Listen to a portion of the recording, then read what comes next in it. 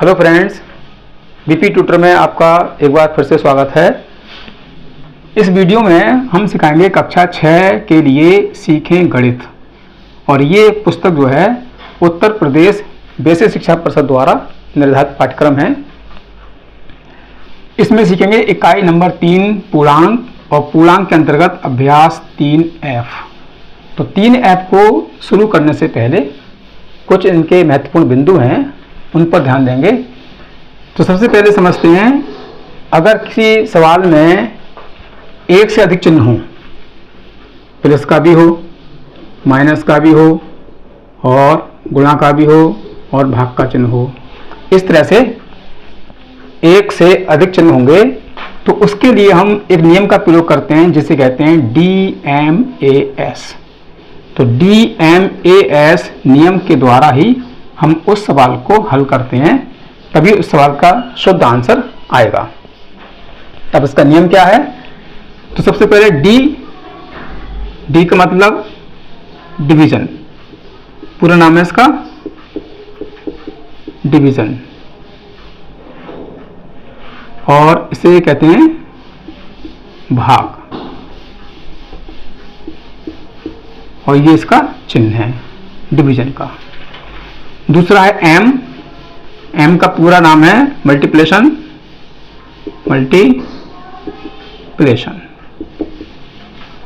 इसको हिंदी में कहते हैं गुणा, और ये इस तरह से गुणा का चिन्ह आता है। और ए का मतलब है एडिशन, जिसे कहते हैं जोड़, और जोड़ के लिए इस तरह का इनका प्रयोग करते हैं। और एस का मतलब होता है सबट्रैक्ट,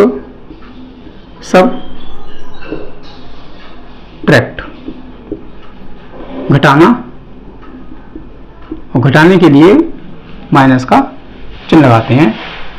तो हम इस नियम का प्रयोग करेंगे। तो इस नियम के अनुसार ये क्रम से दे रखे हैं, चिन्ह चाहे किसी भी क्रम में हो, लेकिन सवाल को हल करना क्रम यही रहेगा। डी पहले करेंगे डिवाइड, डिवीजन मतलब भाग, फिर करते हैं मल्टीप्लाई यानी गुणा, और फिर करते हैं एडिशन यानी जोड़, और लास्ट में करते हैं सबट्रैक्ट यानी घटाव। अब हम अभ्यास 3F का सवाल नंबर 1 शुरू करेंगे। तो सवाल नंबर 1 है, 1 का फर्स्ट लेते हैं, 21 प्लस 18 माइनस यानी भाग का चिन्ह 3। ये हमारा सवाल है, सवाल नंबर फर्स्ट, 1 का फर्स्ट। 1 के फर्स्ट के लिए क्या करते हैं, 21 प्लस का चिन्ह 18 भाग का चिन्ह 3। तो जैसे हमने बताया था कि अगर किसी सवाल में एक से अधिक चिन्ह होंगे तो उसको DMAS के नियम से करेंगे। तो D मतलब सबसे पहले भाग करते हैं, उसके बाद गुणा करते हैं, उसके बाद जोड़ते हैं, उसके बाद घटाते हैं। तो सबसे पहले करेंगे भाग। अब जिनके बीच में भाग का चिन्ह है उनसे भाग करना है, तो लिखेंगे 21 और 3 से भाग करेंगे 18 में, 3 छम 18।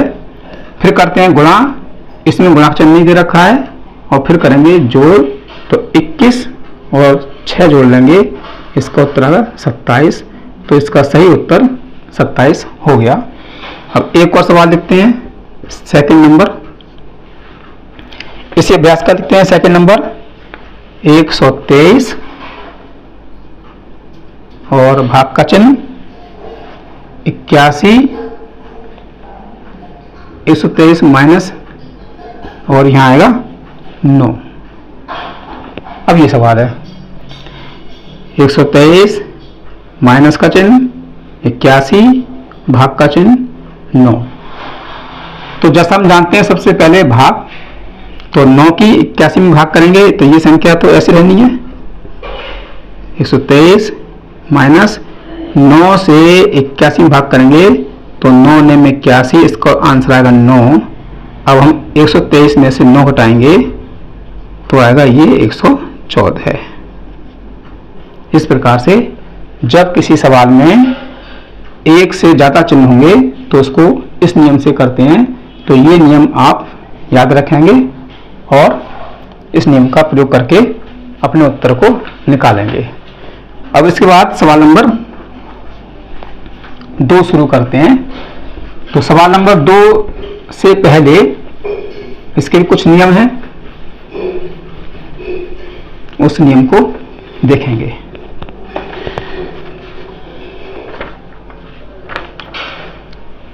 जब सवाल में कोष्ठक दे रखे हों, कोष्ठक इसको कहते हैं ब्रैकेट,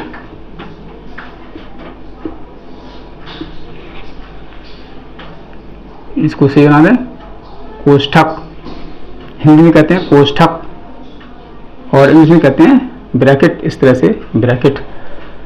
तो कोष्ठक का प्रयोग करते हैं। कोष्ठक में भी इनका एक क्रम होता है, उस क्रम से हम कोष्ठक का प्रयोग करेंगे। तो सबसे पहले ये आता है, इसे कहते हैं रेखा कोष्ठक।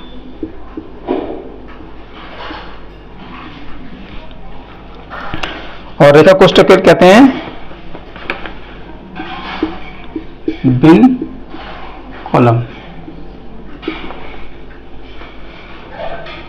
दूसरा होता है छोटा कोष्ठक, छोटा कोष्ठक। और छोटे कोष्ठक को कहते हैं राउंड ब्रैकेट, राउंड ब्रैकेट।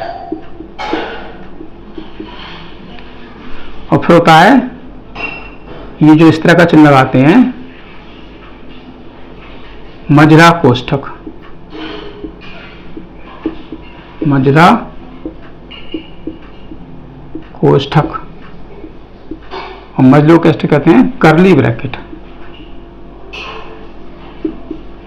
करली ब्रैकेट। और ये होता है इस तरह का चिन्ह, ये होता है बड़ा कोष्ठक। और बड़े कोष्ठक को कहते हैं स्क्वायर ब्रैकेट, स्क्वायर ब्रैकेट। इस तरह से इन कोष्ठक का प्रयोग करते हैं।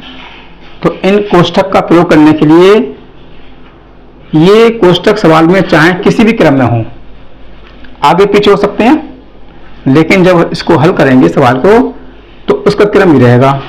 पहले रेखा कोष्ठक खोलेंगे, उसके बाद छोटा कोष्ठक खोलेंगे, उसके बाद मझला कोष्ठक खोलेंगे और उसके बाद बड़ा कोष्ठक खोलेंगे। अब कोष्ठक खोलने के कुछ नियम हैं, उन नियमों का ध्यान रखेंगे। नंबर 1, सबसे पहले रेखा कोष्ठक से शुरू करते हैं और रेखा कोष्ठक से शुरू करके क्रम से ब्रैकेट खोलेंगे, कोष्ठक खोलेंगे। और दूसरा नियम है, अगर किसी कोष्ठक में उससे पहले प्लस का चिन्ह है तो कोष्ठक के अंदर के चिन्ह ज्यों के त्यों रहेंगे। मान लीजिए 3 प्लस और ये संख्या लिखिए x। अब इस कोष्ठक से पहले प्लस का चिन्ह है तो अंदर के कोष्ठक के चिन्ह नहीं बदलेंगे, ज्यों के त्यों रहेंगे। ज्यों का त्यों का मतलब, अगर कोष्ठक के अंदर प्लस का है तो प्लस का रहेगा, माइनस का है तो माइनस का रहेगा। एक नियम तो यह है। और दूसरा नियम है कि अगर किसी कोष्ठक से पहले माइनस का चिन्ह हो, 3 माइनस 5 इस तरह से, तो अगर कोष्ठक से पहले माइनस का चिन्ह है तो कोष्ठक के अंदर का चिन्ह बदल जाता है, उसका उल्टा रहता है। अगर यहाँ माइनस है तो प्लस करेंगे और कोष्ठक में प्लस है तो माइनस करेंगे। इस तरह से अंदर के चिन्ह को बदलते हैं। और तीसरा नियम यह है कि अगर किसी कोष्ठक से पहले कोई चिन्ह नहीं हो, 3 कोष्ठक 5, अब 3 और कोष्ठक के बीच में कोई चिन्ह नहीं है तो इसको गुणा का चिन्ह माना जाता है। तो इसको मान लेंगे हम गुणा का चिन्ह। तो ये इसके कुछ नियम हैं जिन नियमों को हमें पालन करना बहुत आवश्यक है, तभी हम अपने सवाल को हल कर सकेंगे। अब हम अभ्यास 1 ऐप का सवाल नंबर 1 का लेंगे 3rd नंबर।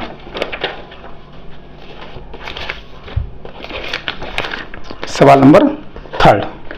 अभी हमने आपको सवाल नंबर 1st और सवाल नंबर 2nd कराया। अब शुरू करते हैं सवाल नंबर 3rd। तो सवाल नंबर 3rd में है 13 माइनस ये छोटा ब्रैकेट है यानी छोटा कोष्ठक, तो 8 गुणा 2 प्लस 3। तो सबसे पहले हम अगर किसी सवाल में कोष्ठक का प्रयोग किया गया है तो इस क्रम से कोष्ठक खोलते हैं। पहले खोलेंगे रेखा कोष्ठक और फिर छोटा कोष्ठक और फिर मझला कोष्ठक और फिर बड़ा कोष्ठक। तो लिखेंगे 13 और ये कोष्ठक खोलना है तो इनके बीच में गुणा का चिन्ह है, गुणा कर लेंगे। 2 8 16 और 3। और इस सवाल में एक से अधिक चिन्ह हैं, तो एक से अधिक चिन्ह होने पर सबसे पहले भाग करते हैं, फिर गुणा करते हैं, फिर जोड़ते हैं और फिर घटाते हैं। तो इसमें ना तो भाग का चिन्ह है ना ही गुणा का चिन्ह है, तो पहले जोड़ेंगे। जिन अंकों के आगे प्लस का चिन्ह है या जो संख्या धनात्मक है उनको जोड़ लेंगे। तो 13 से आगे कोई चिन्ह नहीं है तो इसको मानेंगे धनात्मक। एक संख्या ये है धनात्मक और एक ये है, 13 और 3 16 और माइनस ये वाला 16।